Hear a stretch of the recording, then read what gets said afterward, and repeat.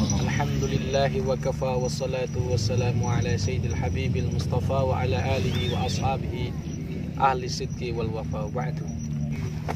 Alhamdulillah, pada kesempatan video kali ini saya akan memberikan satu tips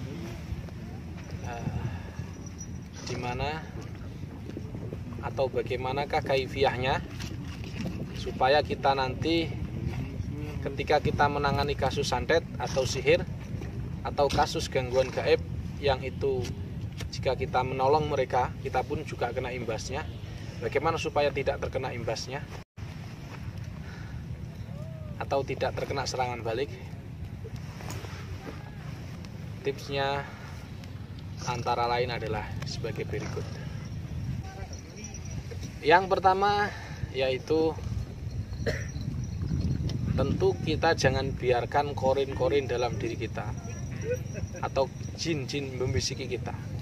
Karena setiap manusia itu mamingkum min ahadin illa waqad wukila bihi qarinuhu minal jinni wa qarinuhu minal malaikah.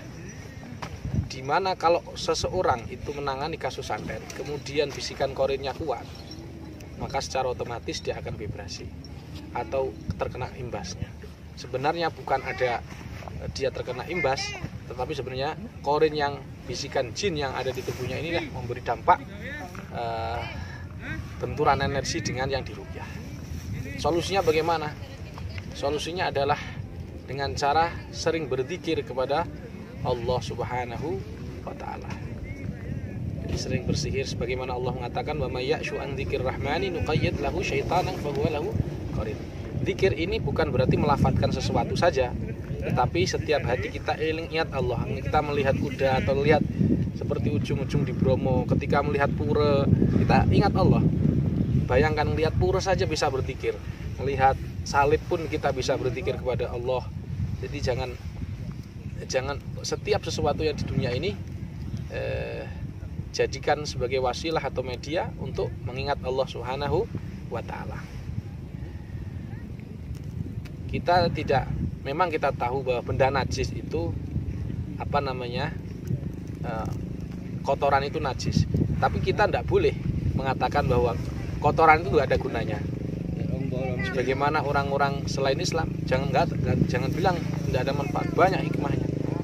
Bahkan sering saya sampaikan, salah satu hikmah dari diciptakannya jin adalah kita bisa menjadi seorang ruqyah. Jadi teruslah berzikir walaupun tanpa melafalkan, dalam hati zikir bil arkan, dengan cara kita berbuat baik kepada orang, suka menolong dan seterusnya.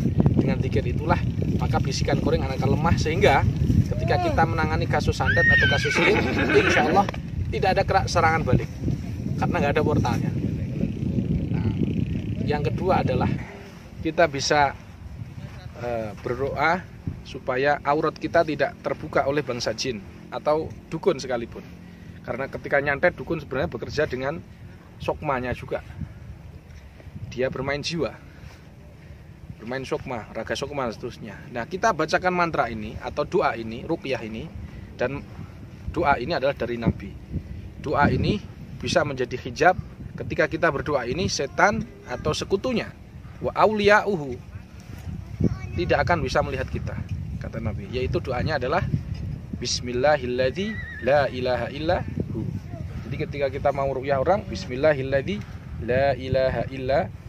Cuman baru kita pergi ke rumah pasien atau meruqyah mereka. Insya Allah ketika dukun menyerang kita, si dukun ini tidak bisa mencium reduksi energi yang ada dalam tubuh kita.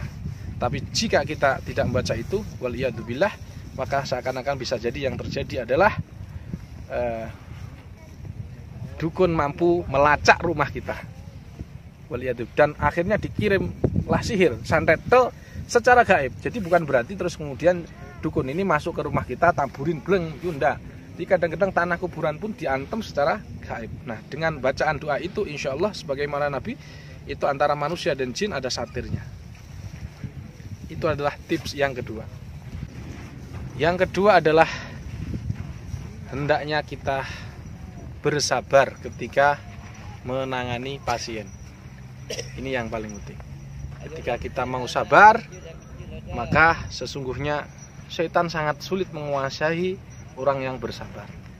Karena orang yang bersabar ini sebenarnya dia secara otomatis sama juga dia menerima semua takdir Allah Subhanahu wa taala. Jadi kalau kita meruqyah orang, jangan kamu ambil mukul, dasar kamu jin bodoh, jin begitu. Nanti kena sarang balik. Kalian coba lihat di YouTube. Ada seorang perempuan yang sering menangani kasus santet. Dia sambil marah-marah kadang-kadang memanggil malaikat itu yang lagi viral itu. Sekarang anaknya kena. Kenapa pertanyaannya? Karena dia marah. Jadi ingat, kalau pengen menangani tidak terjadi serangan lagi pada keluarga kita maupun kita, jangan marah. Jangan marah, sabar. Alaikum bisabri wasta'inu bisabri wassalah wa innaha lakabiratun illa 'alal khashiin. Ya ayyuhalladzina amasbiru wasabiru warabitu wattaqullaha la'allakum tuflihun. Sabar dan sabar. Kalau seandainya kita diludahi, plak, tarik nafas, ambil tisu, dilapi, diusap, sambil muni innallaha ma'as sabirin. Dengan seperti itu insya Allah kita tidak akan kena vibrasi. Sabar dan sabar. Yang terakhir adalah rutinkan, dawamkan membaca zikir sakron. Ketika walad dhalin, Allahumma inni tahtu bidarbillahi tuluhu masyaallah kufluhu la ilaha illallah babu Muhammadur Rasulullah sallallahu alaihi wasallam sakmu la haula wala quwata illa billahil azim. Ketika walad akhirih sampai walad dhalin amin. Surun. Ketika surun, niat magri diri sendiri, surun magri keluarga, surun magri pekarangan atau rumah. Insya Allah dengan seperti itu jin itu mau masuk ke rumah kita itu tidak mampu. Biidznillah, dengan doa yang sudah kita panjatkan dari para habaib, doa dari yang dikarang oleh para habaib, tentu mereka dengan istikharah mereka, dengan tajribah mereka, orang-orang soleh, itu bisa menjadi pagar benteng diri keluarga kita. Contohnya saya sendiri, dulu saya sebelum merutinkan zikir sakron, sebagaimana putra saya yaitu usia 1 tahun, itu sering terjadi. Kadang ketika saya ngeruqyah tiba-tiba dia nangis, kemudian setelah kita cek ternyata disantet, diserang dukun, ada 5 khudam, tiba-tiba panas dan terusnya. Tapi alhamdulillah setelah kita dawamkan setelah subuh, jadi cukup 1 hari 1 kali saja, 1 hari 1 kali saja, insya Allah pagar Allah akan memberikan dengan fadhol bacaan Al-Quran, bacaan ayat-ayat yang agung itu, insya Allah akan memberi pertolongan dan memberi pagar secara gaib. Wallahu a'lam. Jadi dengan seperti itu rutin setiap pagi 1 kali, jangan lebih, 1 kali aja. Kalau lebih ya monggo, tapi anjuran saya 1. Dan kalau bisa yang terakhir setelah asar rotibul hadat atau hizib bahar, tapi yang wajib sakronnya. Demikian, ini tip yang terakhir dan insya Allah ini tip untuk supaya kita tidak tervibrasi pada keluarga kita. Semoga Allah Subhanahu wa taala menjaga kita. Kita tidak perlulah menjadikan tulang tanah kuburan untuk membentengi rumah kita. Cukuplah Allah penolong kita. Wallahu khairun hafidau wa huwa arhamur rahimin. Subhanakallahumma wa bihamdika. Semoga Allah menjaga kalian. Subhanakallahumma wa bihamdika.